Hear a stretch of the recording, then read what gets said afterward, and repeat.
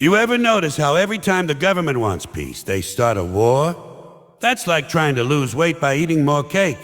They call it a mission for freedom, but somehow it always ends up with bombs, lies, and oil pipelines. They say we're fighting for peace. Yeah, that's like screwing for virginity. Doesn't make sense, never did, never will.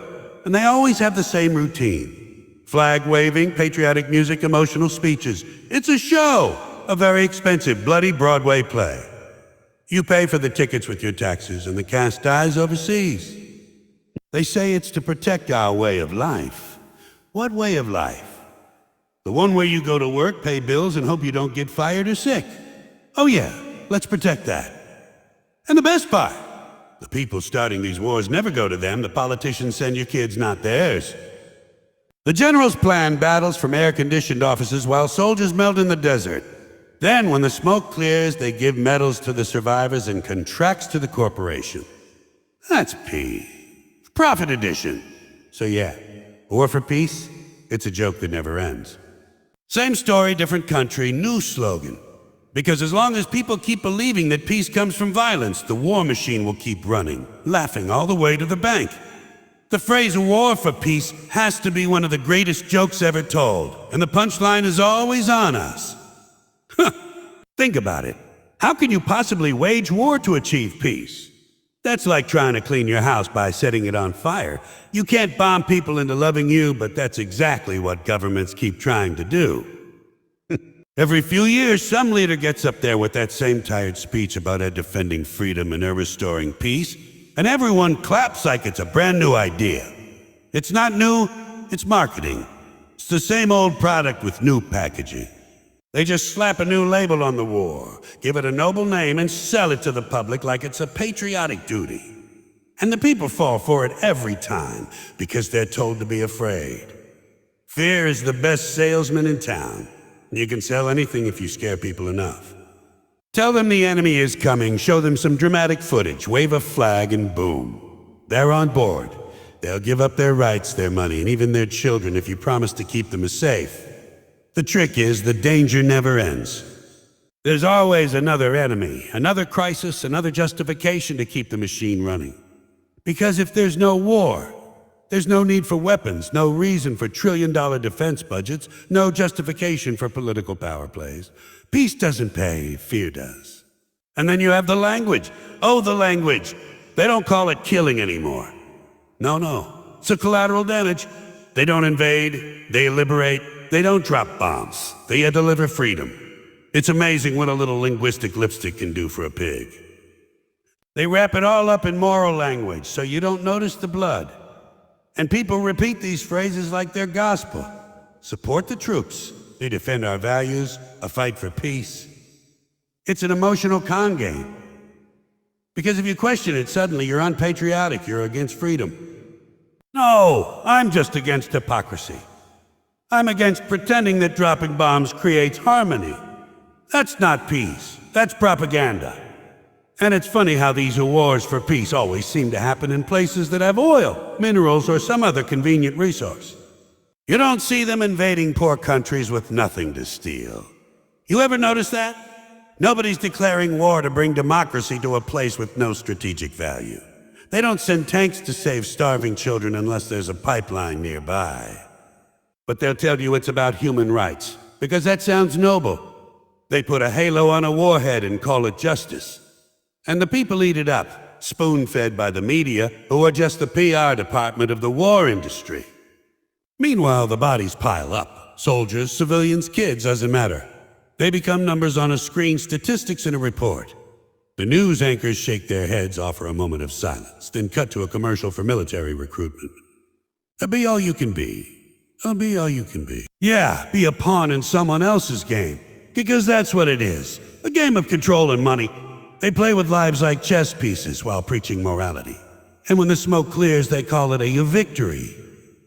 They rebuild the same country they destroyed with contracts handed to their corporate friends, and they give speeches about sacrifice and honor.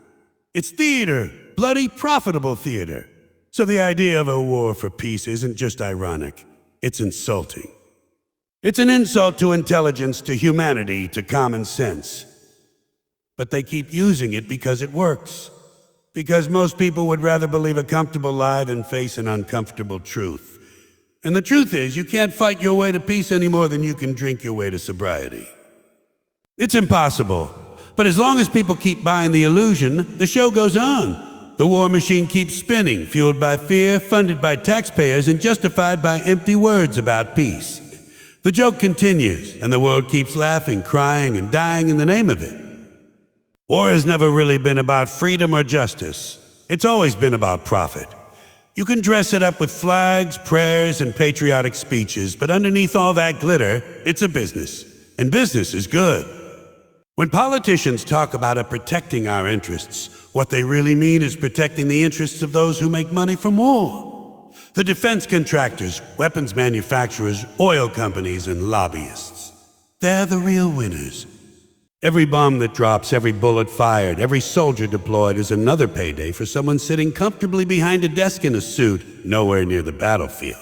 The people in power don't go to war, they invest in it. It's a cycle that feeds itself.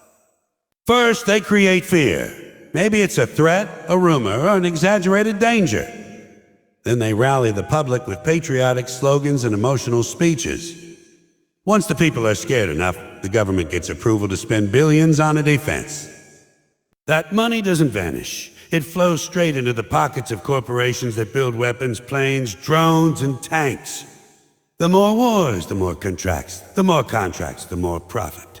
And when the war ends, or at least slows down, they start looking for the next one. Peace is bad for business. A calm world means no sales, no funding, no urgency. So they keep the tension alive. Always one more enemy. One more threat, one more reason to keep the factories running and the bombs flying. And it's not just the corporations, it's the politicians too.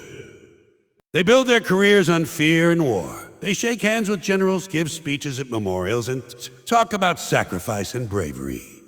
But when the cameras are off, they're signing deals, taking donations, and securing their post-political jobs with the same companies that profited from the wars they supported. It's a revolving door. One day you're writing laws about military spending, and the next you're on the board of a weapons manufacturer. And the public, they're the ones footing the bill. Their taxes fund the wars, their sons and daughters fight them, and their future generations pay off the debt. The only thing they get in return is more fear and less freedom. Even the media plays along. They glorify war like it's a video game.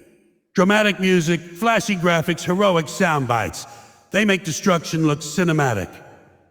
But you won't see the broken families, the burned villages, or the lifelong trauma. That doesn't sell ads. What sells is excitement, nationalism, and drama. The news channels aren't there to inform you. They're there to keep you watching and scared. Because a scared audience is easy to control. And a controlled audience doesn't ask questions. They just nod, wave the flag, and believe whatever story they're told. So when people say war is about freedom, they're missing the point. Freedom isn't profitable. Fear is. Peace doesn't fill corporate bank accounts. Chaos does. Every missile has a price tag, every coffin a cost, every emission accomplished a hidden invoice. It's not about defending democracy, it's about defending the bottom line. The soldiers fight for honor, but the people at the top fight for dividends. And as long as that remains true, wars will keep coming, wrapped in moral language, sold with pride and paid for with lives. The public has always been the easiest target in this endless cycle of deception. Governments don't need truth to start a war. They just need the right story. And once they find it, they sell it like a Hollywood blockbuster, with heroes, villains, and a plot that makes them look like the good guys. It starts with fear. Always fear. They tell you there's a threat, a danger to your safety, to your way of life. Then they repeat it over until it becomes reality in people's minds. Once the fear sets in, logic goes out the window. People stop thinking and start obeying. They line up to support whatever action of the government decides is necessary, even if that action means destruction, death, and chaos somewhere far away from home. And the language they use is pure manipulation. They call it a defending democracy, a protecting our allies, or a spreading freedom. Sounds noble, doesn't it? But it's all theater. They give wars shiny names like Operation Enduring Freedom or a Mission for Peace. It's like putting a halo on a hangman. They can't call it what it really is. Killing, bombing, and occupying. Because people might start asking questions. So they package it nicely, sprinkle in some patriotism, and tell you it's all for a good cause. Meanwhile, anyone who doubts the story or dares to question it gets labeled unpatriotic, anti-national, or even a traitor. That's how they keep the deception alive, by turning critical thinking into a crime. The media plays their role perfectly. They don't question authority, they echo it. The same networks that should be exposing corruption become megaphones for it. They repeat the government's talking points word for word, show dramatic footage, and use emotional language to stir up public support. You'll see soldiers marching, flags waving, people crying, but never the broken cities, the dead children, or the truth behind why the war started in the first place. It's all edited, filtered, and sanitized to keep you believing that the cause is just. The media sells war like a product, complete with slogans and music. And people, like loyal customers, keep buying. Once the war starts, the lies don't stop. The numbers are twisted, the damage minimized, the motives hidden. They'll tell you it's going well even when it's not. They'll claim victory while the chaos continues. They'll promise peace when all they've done is move the violence somewhere else. The public keeps swallowing these lies because they've been conditioned to trust authority more than evidence. They've been taught to confuse obedience with patriotism. And by the time they realize they've been fooled, it's too late. The war is over, the profits have been made, and a new enemy is already being prepared for the next round. This cycle of deception is the engine that keeps the war machine alive. It depends on ignorance, distraction, and blind loyalty. People are fed a steady diet of fear and pride until they can't tell truth from propaganda. They believe the lies because it's easier than facing the truth, that their leaders don't serve them. Their media doesn't inform them, and their wars don't protect them.